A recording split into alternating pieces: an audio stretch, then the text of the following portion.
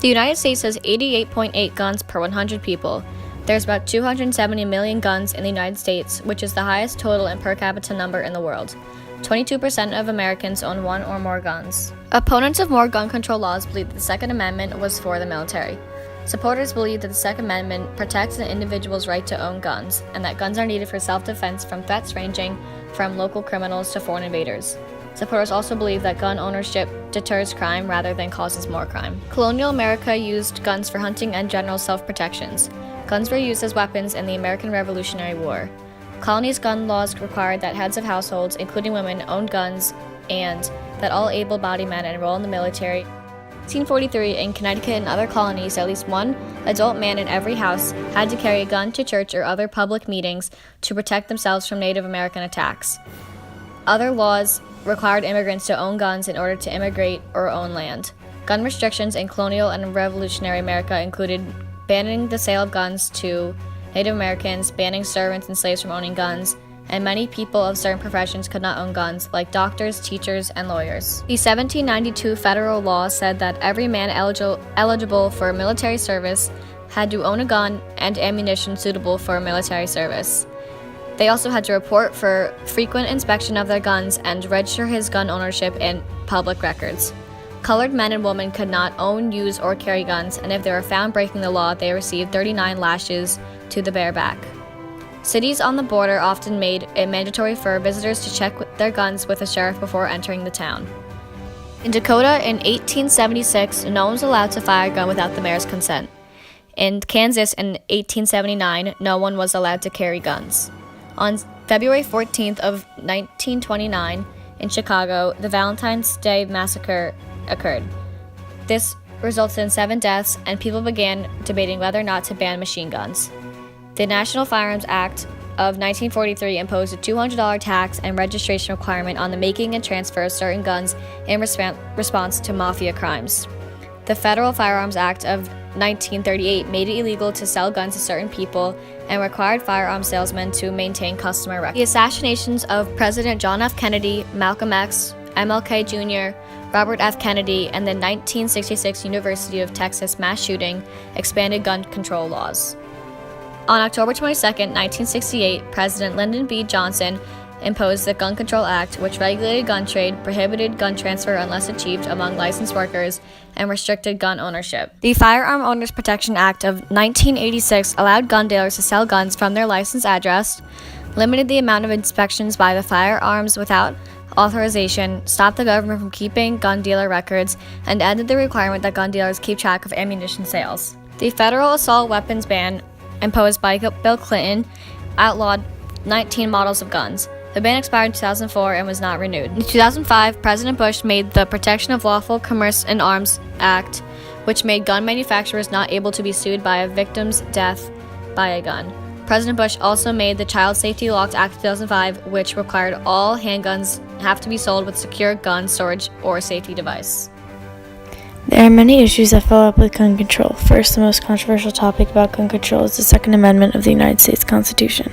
It reads, "A well-regulated militia being necessary to the security of a free state, the right of the people to keep and bear arms shall not be infringed."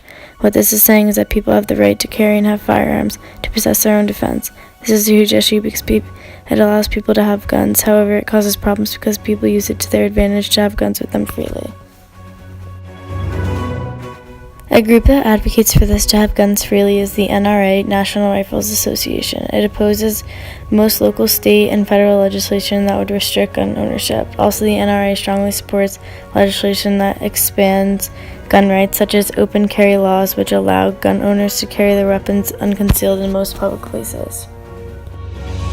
The last change to gun control was in 2013 by Barack Obama, that included a universal background check for gun sales, the reinstatement and strengthening of the assault weapons ban, limiting ammunition magazines to a 10-round capacity, and other measures.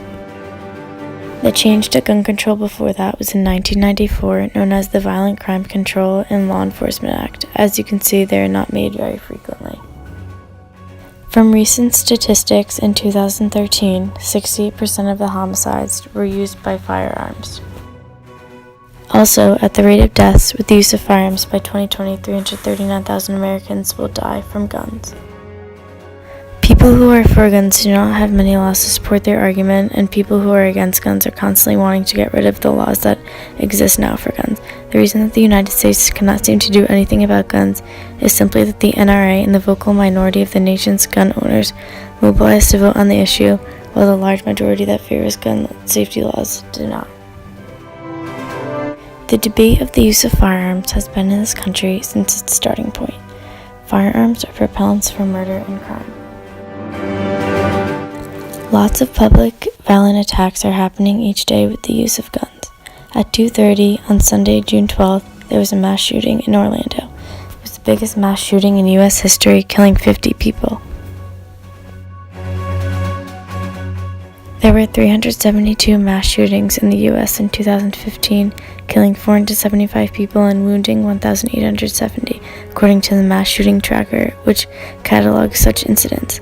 A mass shooting is defined as a single shooting incident which kills or injures 4 or more people, including the assailant. Some 13,286 people were killed in the U.S. by firearms in 2015, according to the Gun Violence Archive, and 26,819 people were injured. Those figures are likely to rise by several hundred once incidents in the final week of the year are counted. Of all the murders in the U.S. in 2012, 60% were by firearm, compared with 31% in Canada, 18.2% in Australia, and just 10% in the UK. America is leading in the amount of deaths in the entire world due to gun violence. This is evident in the graph. In 2001 and 2013, guns killed more people in the U.S. than AIDS, illegal drug overdoses, war, and terrorism combined. President Obama's proposals for stricter gun control is the expansion of background checks, creation of programs to track illegal gun trade, a new requirement to report gun thefts, gun safety technology research and funding to train police officers to prevent gun-caused deaths during domestic violence. Each state has its own gun laws, which have been put in place after the Newtown gun shooting.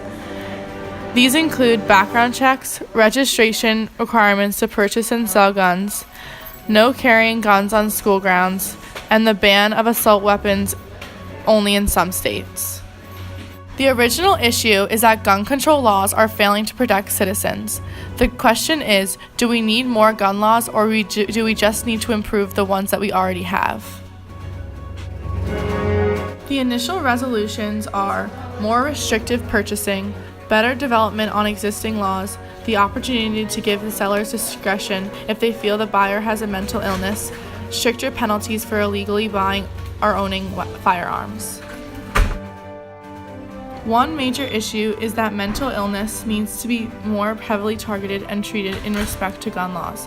One solution would be mental health treatment for people in need.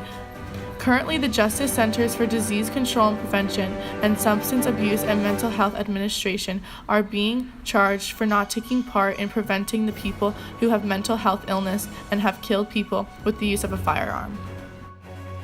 The biggest and best resolution is stricter purchase requirements. This can be done by requiring purchaser to provide medical records for mental health reasons. All sellers must have a background checked, including private owners or sellers. Mandatory jail sentences for illegal possession, and monthly inspection for firearm realtors and yearly inspections for firearm owners. To improve current gun laws, this can be done by lawmakers working with current groups such as the NRA and law centers to prevent gun violence, educating school staff and children on gun safety, just like fire safety, creating realistic timelines to achieve these goals, stricter punishment for violations of gun laws, and holding lawmakers accountable for that if they fail to do their part.